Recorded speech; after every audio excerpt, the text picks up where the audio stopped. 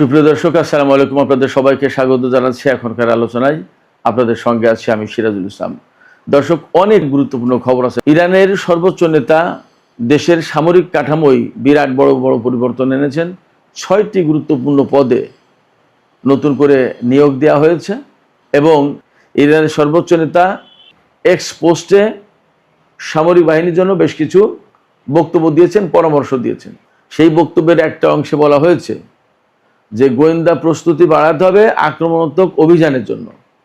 তার মানে হচ্ছে সর্বোচ্চ নেতা শুধু ইরানের সামরিক বাহিনীর কমান্ড কাঠামোতে পরিবর্তন আনেননি, মনে হচ্ছে যে যুদ্ধ প্রস্তুতি জোরদার করার নির্দেশ দিয়েছেন এবং এটাও মনে হচ্ছে যে ইরান সম্ভবত আমেরিকার উপরে, অর্থাৎ আমেরিকা বলতে মেবি মধ্যপ্রাচ্যের যে সমস্ত মার্কিন ঘাঁটি এখনও টুকটাক আছে বা যে সমস্ত সেনা আছে তাদের বিরুদ্ধে হয়তো অভিযান চালাতে শুরু করতে পারে। আইআরজিসি বা সামরিক বাহিনীর উদ্দেশ্যে তিনি বিশেষ কিছু কথা বলেছেন, যে কথাগুলো খুবই গুরুত্বপূর্ণ। আপনারা শুনলে আমার বিশ্বাস যে আপ্লুত হবেন। আমি বিস্তারিত বলবো ভেতরে। সুপ্রিয় দর্শক, এই বিষয়গুলো নিয়ে আমরা আজকের ভিডিওতে বিস্তারিত কথা বলবো। আশা করি খুবই ইন্টারেস্টিং বিষয়গুলো আপনাদের ভালো লাগবে এবং আপনারা শেষ পর্যন্ত সঙ্গে থাকবেন। আর ভিডিও যদি ভালো লাগে তাহলে লাইক, কমেন্ট, শেয়ার করবেন এবং চ্যানেলটি সাবস্ক্রাইব করে প্লিজ সাথে থাকবেন। দর্শক, চলুন আমরা বিস্তারিত আলোচনা করি। ইরানের সর্বোচ্চ নেতা গতকাল সোমবার 10ই আগস্ট ইরানের সামরিক কমান্ড কাঠামোতে বড় পরিবর্তন এনেছেন এবং নতুন 6 জন জেনারেলকে বিভিন্ন পদে নিয়োগ দিয়েছেন। তার ভিতরে আপনারা হয়তো এই নামের সাথে অনেকেই পরিচিত। মেজর জেনারেল আলী আবদুল্লাহি, যিনি খাতামুল আম্বিয়া হেডকোয়ার্টার্সের প্রধান কমান্ডার ছিলেন কিছুদিন ধরে, তাকে ইরানের সশস্ত্র বাহিনীর চিফ অফ স্টাফ নিয়োগ দেওয়া হয়েছে। তার ডেপুটি করা হয়েছে ব্রিগেডিয়ার জেনারেল কেমার হায়দারিকে।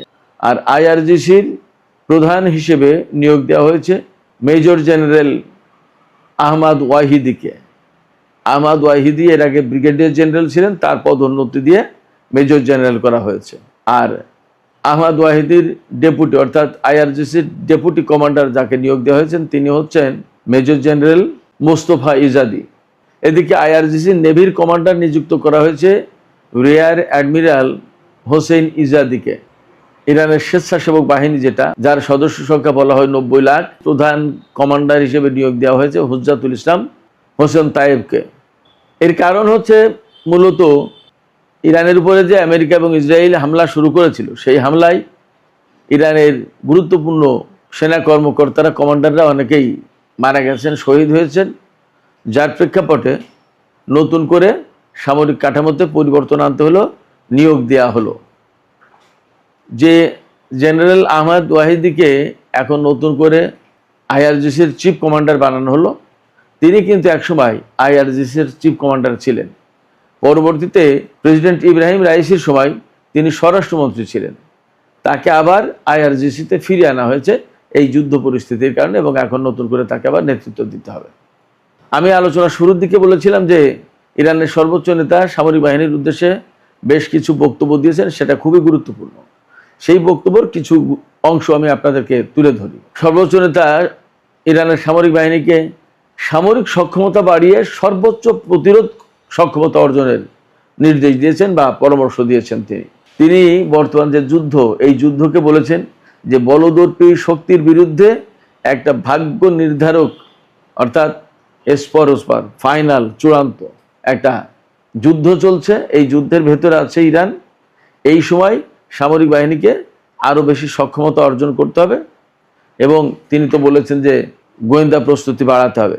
একই সাথে সামরিক বাহিনীর ভেতরে তিনি আরও কিছু বিষয় প্র্যাকটিস করার আহ্বান জানিয়েছেন। যেমন বিশেষ করে আইআরজিসির মধ্যে সাংস্কৃতিক সক্ষমতা এবং মান উন্নয়ন ঘটাতে হবে, অর্থাৎ সাংস্কৃতিক চর্চা। এই সাংস্কৃতিক চর্চা বলতে ইরানের জনজীবনে সামরিক বাহিনীতে কারবালার যে প্রভাব আছে, কারবালার যে চর্চা আছে, সেগুলো, অর্থাৎ সেখানে ধর্মকর্ম, তাহাজ্জুদের নামাজ পর্যন্ত পড়া, এগুলো গুরুত্বপূর্ণ ব্যাপার। তাহাজ্জুদের নামাজ পড়া খুব গুরুত্বপূর্ণ এবং অনেক কমান্ডার তারা রেগুলার তাহাজ্জুদের নামাজ পড়ে। এগুলো পাশাপাশি হয়তো বা হতে পারে পজিটিভ কিছু সাংস্কৃতিক কর্মকাণ্ড, যেটা হয়তো হতে পারে সিনেমা নাটক, এমনও হতে পারে। ইরানের সিনেমা নাটক তো খুবই সমাজ দেশ গঠনের জন্য, পরিবার গঠনের জন্য বিরাট শিক্ষামূলক। সর্বোচ্চ নেতা পরামর্শ দিয়েছেন যে আইআরজিসির প্রতিটি স্তরে ব্যবস্থাপনা ও কমান্ড কাঠামো আরও শক্তিশালী করতে হবে এবং সামরিক এই নেতৃত্বের ভেতরে আধ্যাত্মিকতা এবং বৈজ্ঞানিক ভিত্তি গড়ে তুলতে হবে, যার প্রেক্ষাপটে আইআরজিসি আধুনিক দক্ষতার উপর প্রতিষ্ঠিত হতে পারবে। আমি একটু আগে বলছিলাম যে তাহাজ্জুদ নামাজের কথা, এই যে তিনি বললেন যে আধ্যাত্মিকতার চর্চা থাকতে হবে, অর্থাৎ যুদ্ধ করতে গেলেই যে গণহারে মানুষ মারতে হবে বা যাচ্ছে তাই করে যুদ্ধ করতে, নট দ্যাট। যে মানুষের ভেতরে আধ্যাত্মিকতা থাকে, তার প্রতি মানব প্রেম থাকে, মানুষের প্রতি প্রেম ভালোবাসা থাকে, যার ভেতরে মানুষের প্রতি ভালোবাসা থাকে তার পক্ষে অন্যায় করাটা কঠিন হয়। আমরা দেখতে পাচ্ছি যে গত 5-6 মাস ধরে যে যুদ্ধ চলছে বা চলল, তাতে ইরান কিন্তু গণহারে কোথাও হত্যাকাণ্ড চালায়নি, একথা তার শত্রুরাও বলতে পারবে না। আর একটা কথা খুব গুরুত্বপূর্ণ, আপনারা সবাই মনে শুনেছেন, আমি গতকালকে বলেছিলাম, ইরানের জাতীয় নিরাপত্তা পরিষদের প্রধান করা হয়েছে সাবেক আইআরজিসির কমান্ডার মেজর জেনারেল মহসিন রেজাইকে। মহসিন রেজাই 1981 সালে আইআরজিসির প্রধান হিসেবে নিয়োগ পান এবং 1997 সাল পর্যন্ত একটানা তিনি আইআরজিসির প্রধান ছিলেন। তার মানে দাঁড়াচ্ছে যে ইরাকের সাথে যে ইরানের 8টা বছর যুদ্ধ হয়েছিল, সেই ইরান যুদ্ধের সময় তিনি আইআরজিসির প্রধান কমান্ডার ছিলেন। এটা হলো 1। 2 হচ্ছে তার যেহেতু ব্যাপকভাবে যুদ্ধের অভিজ্ঞতা রয়েছে, এছাড়া তিনি ইরানের বিশেষজ্ঞ পরিষদ থেকে শুরু করে বিভিন্ন গুরুত্বপূর্ণ প্রতিষ্ঠান, সংস্থা, সংগঠন এবং বিভিন্ন পদে গুরুত্বপূর্ণ দায়িত্ব পালন করেছেন। তার যে একটা বিরাট বড় এক্সপিরিয়েন্স আছে এবং তিনি একেবারে আইআরজিসির কমান্ডার এবং তিনি বহু গুরুত্বপূর্ণ দায়িত্ব ছিলেন। তো সেই জন্য মানে বিপ্লব রক্ষার জন্য, অর্থাৎ বিপ্লবপন্থী সরকারের জন্য তিনি পারফেক্ট ম্যান। সেই হিসেবেই কিন্তু তাকে সর্বোচ্চ নেতা তার প্রতিনিধি হিসেবে জাতীয় নিরাপত্তা পরিষদে নিয়োগ দিয়েছেন। মহসিন রেজাই কিন্তু জাতীয় নিরাপত্তা পরিষদে সর্বোচ্চ নেতার প্রতিনিধি, আবার প্রেসিডেন্ট তাকে সর্বোচ্চ নিরাপত্তা পরিষদের সদস্য সচিব হিসেবে নিয়োগ করেছেন। তার মানে এখানে তিনি অত্যন্ত ক্ষমতাধর ব্যক্তি এবং অত্যন্ত গুরুত্বপূর্ণ ব্যক্তি। তিনিই সদস্য সচিব, আবার তিনিই সর্বোচ্চ নেতার প্রতিনিধি। এর মানে দাঁড়াচ্ছে সর্বোচ্চ জাতীয় নিরাপত্তা পরিষদ সেটা আগের চেয়েও আরও বেশি কার্যকর হবে এবং এই যে ইসরায়েল আমেরিকা বিরোধী যে যুদ্ধ, সেই যুদ্ধে আরও গুরুত্বপূর্ণ, আরও কার্যকর রোল প্লে করতে হবে এই পরিষদ, এমনটা ধারণা করা হচ্ছে।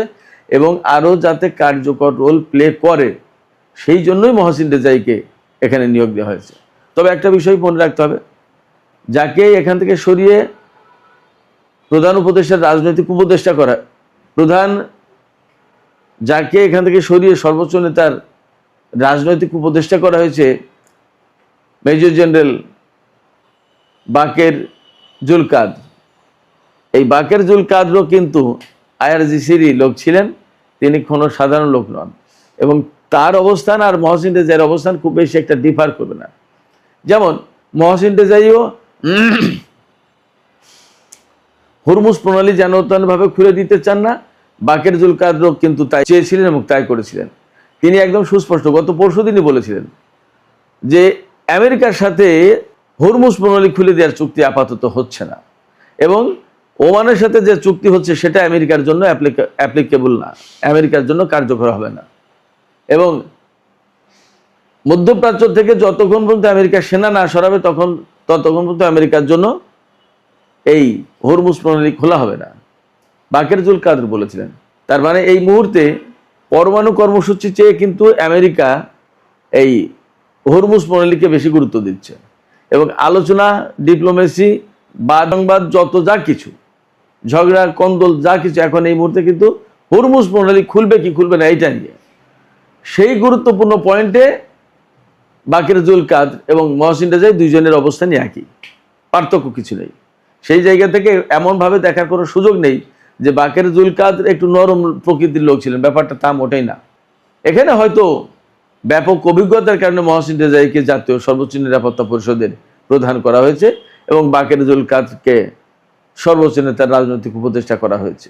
হয়তো সময়ের ব্যবধানে তাকেই আবার সর্বোচ্চ জাতীয় নিরাপত্তা পরিষদের সচিব করা হবে। আপনাদের নিশ্চয় মনে আছে, এই জাতীয় নিরাপত্তা পরিষদের সচিবই কিন্তু ছিলেন ডক্টর আলী লারিজানি। তিনি তো শহীদ হলেন। দর্শক, সবশেষে ইরানের পররাষ্ট্র মন্ত্রণালয়ের মুখপাত্র ইসমাইল বাকাইর একটা বক্তব্য দিয়ে আমি আলোচনা শেষ করব। গতকাল মার্কিন প্রেসিডেন্ট ডোনাল্ড ট্রাম্প ইরানকে নতজানু করার জন্য আরও ব্যাপকভাবে নিষেধাজ্ঞা এবং অর্থনৈতিক চাপ সৃষ্টি করার আহ্বান জানিয়েছেন মার্কিন কর্মকর্তাদের প্রতি। তিনি নির্দেশও দিয়েছেন। এর জবাবে ইসমাইল বাকাই, ইরানের পররাষ্ট্র মন্ত্রণালয়ের মুখপাত্র, তিনি বলেছেন যে আমেরিকা যে নীতি এতদিন অনুসরণ করে আসছে ইরানের বিরুদ্ধে, বিশেষ করে সর্বশেষ যে যুদ্ধের নীতি অনুসরণ করেছিলেন, এই সমস্ত সব কিছু ব্যর্থ হয়েছে। অর্থাৎ যুদ্ধ করেও তারা যখন ইরানকে নতজানু করতে পারেনি, তারা ব্যর্থ হয়েছে। এখন তারা আবার নতুন করে অবরোধ আরোপের মতো কথা বলছে, কিন্তু অবরোধ আরোপ তো ছিল 47 বছর ধরে। তারা কি করেছে? অতএব মার্কিন এই ব্যর্থ নীতি এখানে কাজ করবে না। এটা তাদের হতাশা থেকে এই অর্থনৈতিক অবরোধ এবং অর্থনৈতিক চাপ সৃষ্টির কথা বলা হচ্ছে। তো সুপ্রিয় দর্শক, এখনকার আলোচনা এখানে শেষ করতে চাইছি। আর ভিডিও ভালো লাগলে লাইক, কমেন্ট, শেয়ার করুন এবং চ্যানেলটি সাবস্ক্রাইব করে সাথেই থাকুন। দর্শক, এখনকার আলোচনা এখানে শেষ করতে চাইছি। আপনারা সবাই অনেক অনেক ভালো থাকুন। আল্লাহ হাফেজ।